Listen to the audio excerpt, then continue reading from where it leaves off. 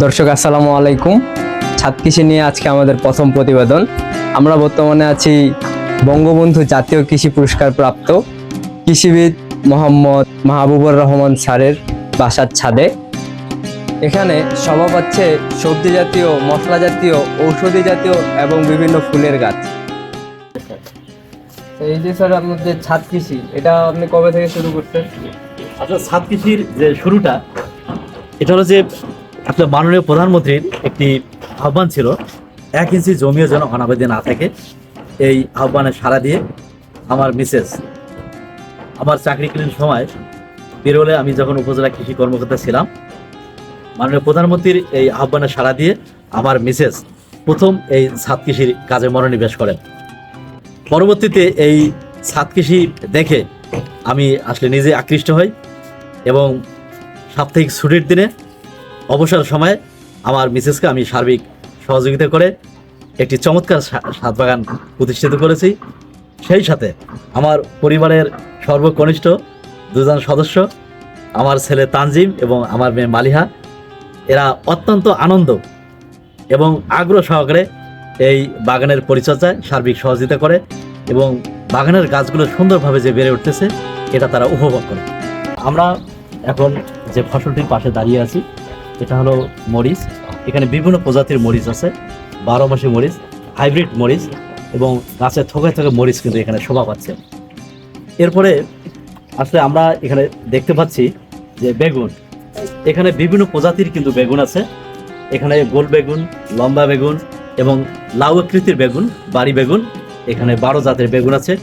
এরপরে আমরা যেটা দেখতে পাচ্ছি লতিরাজ কচু, রসুন, পেঁয়াজ এবং আমরা একটি চমৎকার আরেকটি টমেটোর গাছ দেখতে পাচ্ছি, যেখানে থোকায় থোকায় টমেটো গাছে আমরা শোভা পাচ্ছে যে টমেটো। এরপরে আমরা পিছনের দিকে দেখতে পাচ্ছি আমরা এখানে 12 মাসি এখানে সিট্রাস লেবু আছে।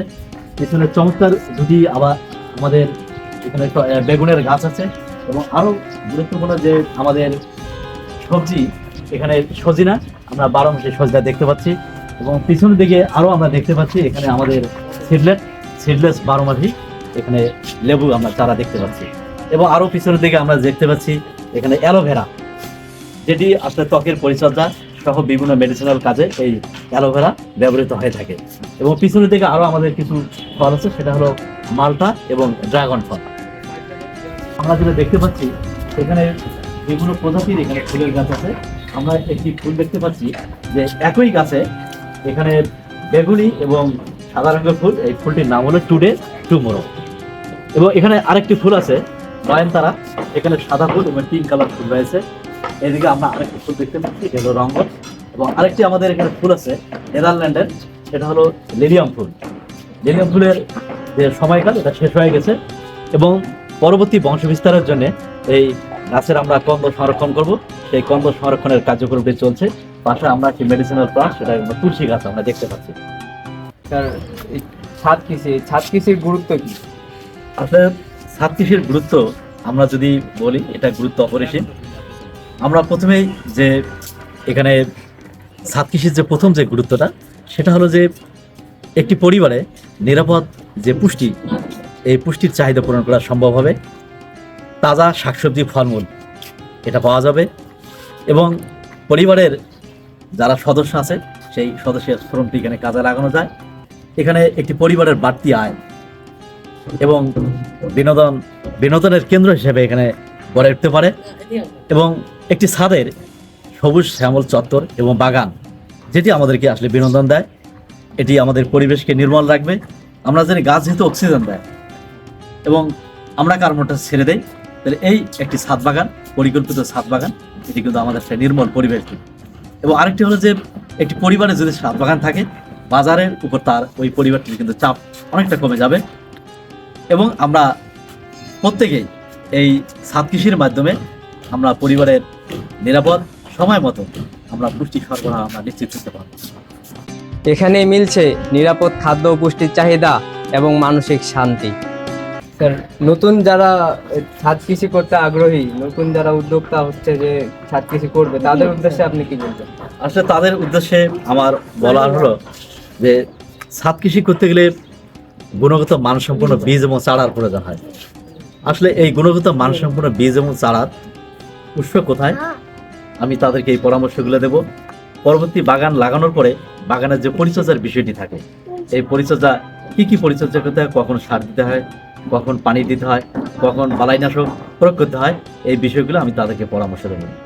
এবং আরেকটি, এখানে আসলে শহর এলাকায় আমরা যেটা দেখতে পাচ্ছি যে আমাদের ইটকাঠের যে নাগরিক সভ্যতার শহরগুলো থেকে দ্রুত মানে দিনে দিনে সবুজ হারিয়ে যাচ্ছে।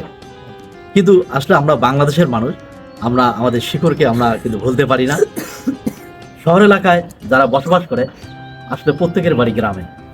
এই গ্রামীণ সৌন্দর্যে প্রত্যেক মানুষ কিন্তু আকৃষ্ট হয়। প্রত্যেকটা মানুষ শহরের এখন চাচ্ছে যে তাদের যে বাড়ির ছাদগুলো আছে, এই ছাদগুলোকে তারা কিন্তু সঠিকভাবে ব্যবহার করতে চাচ্ছে। এবং আমি মনে করি প্রত্যেকের এই ছাদগুলো ব্যবহারের মাধ্যমে এখানে আমরা এটা কিন্তু একটা চাষাবাদের আওতায় এনে আমরা ব্যক্তিগতভাবে পারিবারিক আমরা কিন্তু এটা লাভবান। ছাদ কৃষি করতে কি কি প্রতিকূলতা হইতে হয়? আসলে ছাদ কৃষি করতে যে প্রথম যে প্রতিকূলতা, যেটা হলো যে এখানে কিছু রোগবালাইয়ের আসলে দেখা দেয়। এই রোগবালাইয়ের সঠিক ব্যবস্থাপনা এটা করতে হবে। এবং আরেকটি হলো যে এখানে সকাল বিকাল আবহাওয়া যদি খরা থাকে, সকাল বিকাল এখানে পানি দিতে হয়। এবং প্রতি মুহূর্তে এর যে পরিচর্যাটি এটি কিন্তু অব্যাহত রাখতে হবে। এবং ছাদ বাগানে সকাল বিকাল পরিদর্শন করতে হবে, কখন কোনটি প্রয়োজন। এই কাজগুলো যদি আমরা টাইম টু টাইম করতে পারি, আমি মনে করি একটি সফলভাবে প্রত্যেকেই একটি ছাদ বাগানটা করতে পারবে। এবং আমার একটি আহ্বান থাকবে, এখনো যারা ছাদ বাগান করেননি অথচ তার বাড়ির ছাদটি ফাঁকা আছে, আমি তাদের প্রতি আমার আহ্বান, আসুন আমরা সবাই মিলে পরিকল্পিত ছাদ বাগান করি এবং সুন্দর একটি নির্মল পরিবেশ গড়ে তুলি এবং পারিবারিক পুষ্টি চাহিদা পূরণে আমরা ভূমিকা রাখি। স্যারকে অসংখ্য ধন্যবাদ আমাদেরকে এরকম একটি ছাদ কৃষি নিয়ে প্রথম একটি প্রতিবেদন করার সুযোগ করে দেওয়ার জন্য। তোমাদেরকে অসংখ্য ধন্যবাদ। যারা ছাদপ্রেমী আছেন এবং আগামীতে করবেন, তারা যদি এই বাগানটি দেখে যদি উদ্বুদ্ধ হয়, আমি মনে করবো আমার ছাদ কৃষি সার্থক। এবং তোমরা আজকের এই ছাদ বাগানে আসার জন্য তোমাদেরকে অসংখ্য ধন্যবাদ। ধন্যবাদ। এই ছাদ বাগানেই প্রমাণ মেলে স্যারের নির্মল হৃদয়ের কথা, প্রকাশ পায় দেশ ও গাছপালার প্রতি প্রেম ও ভালোবাসা। প্রিয় দর্শক, আপনাদের যদি এরকম মনোমুগ্ধকর ছাদ কৃষি অথবা কৃষি বিভিন্ন প্রজেক্ট থেকে থাকে, তাহলে অবশ্যই আমাদের স্ক্রিনে দেওয়া নাম্বারে যোগাযোগ করবেন। আমরা অবশ্যই সেটি কৃষিপ্রেমিক মানুষদের সামনে তুলে ধরার চেষ্টা করব। এবং আপনি যদি একজন কৃষিপ্রেমিক হয়ে থাকেন, অবশ্যই আমাদের পেজটি ফলো করে আমাদের সাথেই থাকবেন। ধন্যবাদ।